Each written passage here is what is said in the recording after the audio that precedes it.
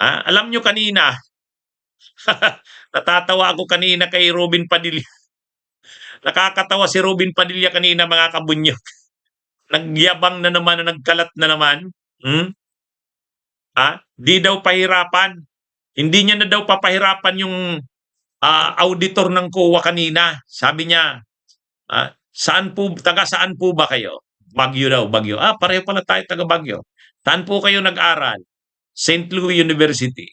Ayan, St. Louis University. O ngayon, sabi naman ni Robin, ano po pala kayo? St. Louis University. So, ano po pala tayo? Sabi niya. Sabi ni Robin, ano pala tayo?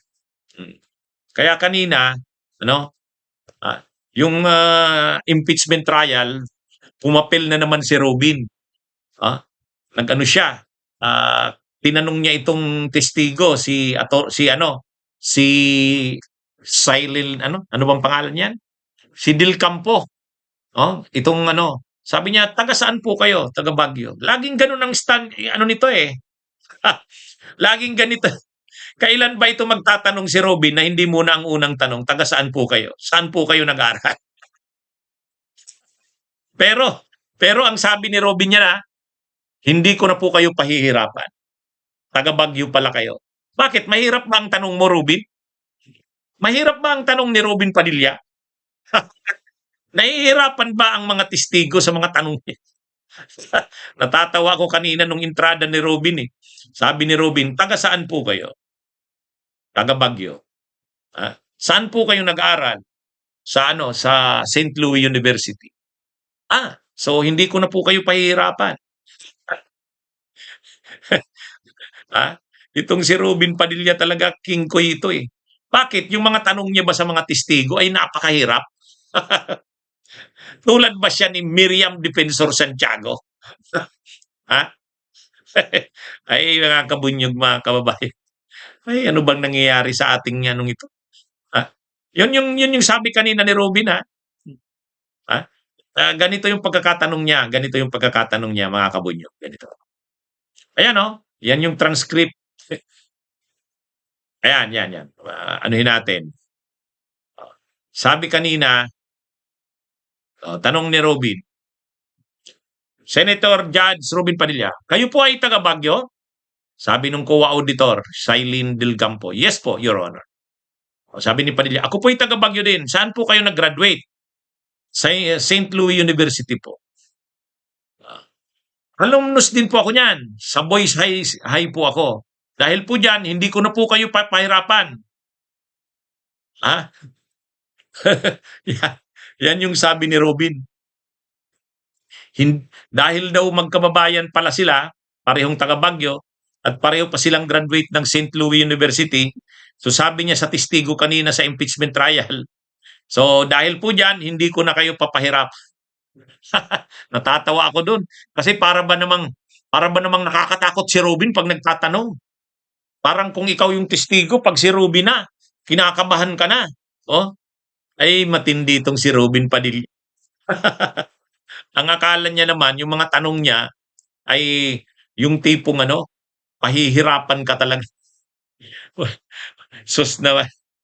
Ay, ano ba tong si Robin Padilla? Paipal na paipal na kala mo naman ang mga tanong niya ay mabibigla ka na mahihirapan kang sagutin. Sus. Kanina, ang mga tanong niya na naman tungkol na naman sa itong si Robin Padilla, ang issue nito, dadalhin ka niyan sa terorismo, NPA, komunista. Kanina, gano'n na naman. Gano'n na naman, mga kabunyog, mga kababayan. Ang sabi na naman ni Robin Hood Padilla kanina, patuloy natin yung pagbasa ng tanong. Sabi ni Robin Hood Padilla, alumnus po ako niyan sa Boys High. Sa Boys High po ako. Dahil po dyan, hindi ko na po kayo pahirapan. Ako na lang po ang magbibigay ng information sa inyo.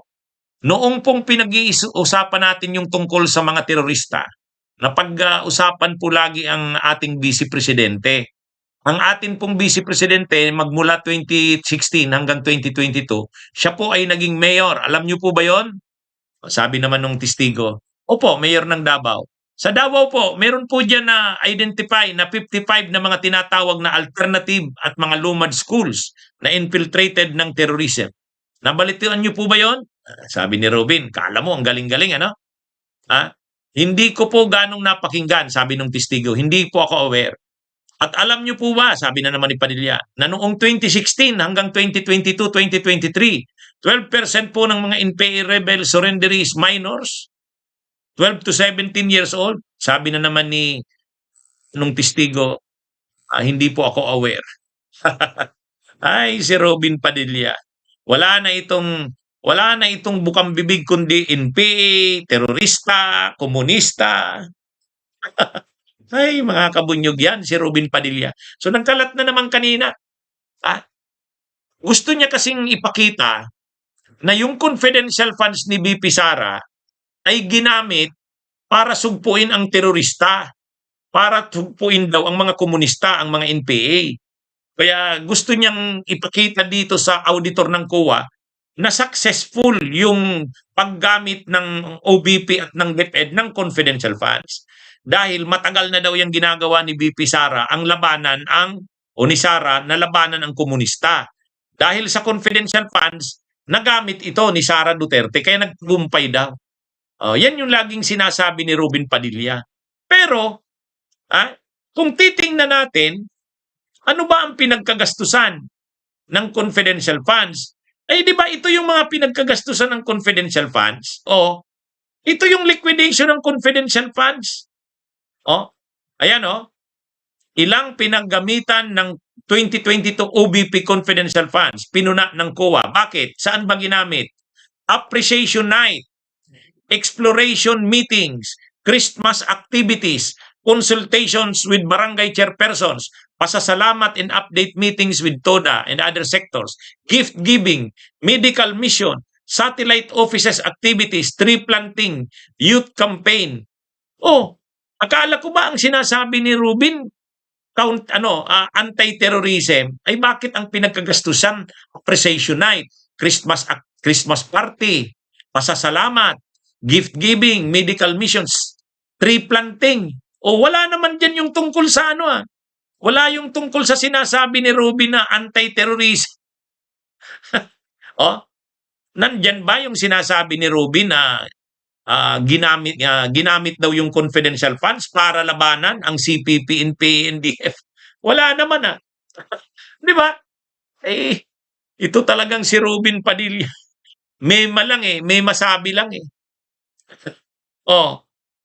Kaya ang sinasabi ni Robin, malaki daw ang naitulong nung confidential funds ni Sara Duterte sa DepEd at sa OBP para labanan ang terorismo, ang NPA, ang komunista. Pero pinakita natin yung liquidation na sinubmit ng Office of the Vice President. Wala naman dun yung sa paglaban sa terorismo. Wala naman yung tungkol sa NPA. Ano ba yung mga pinagkagastusan? Christmas party, tree planting, Ay, mga kabunyog, mga kababayan, yan na naman si Padilla. Nagkalat na naman kanina. Mabuti na lang mabait yung mabuti na lang mabait yung itong si Del Campo.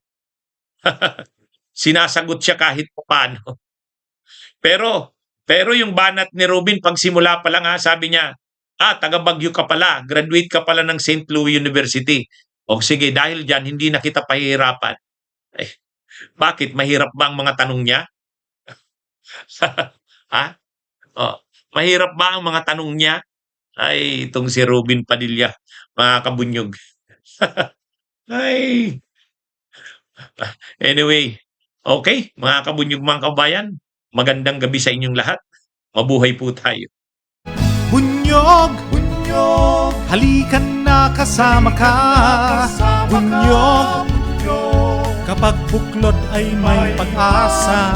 Luzon, Visayas, Mindanao, isa ang pananaw. Sa bagong Pilipinas ang bunyog isisigaw. sumisigaw. Bunyog, bunyog.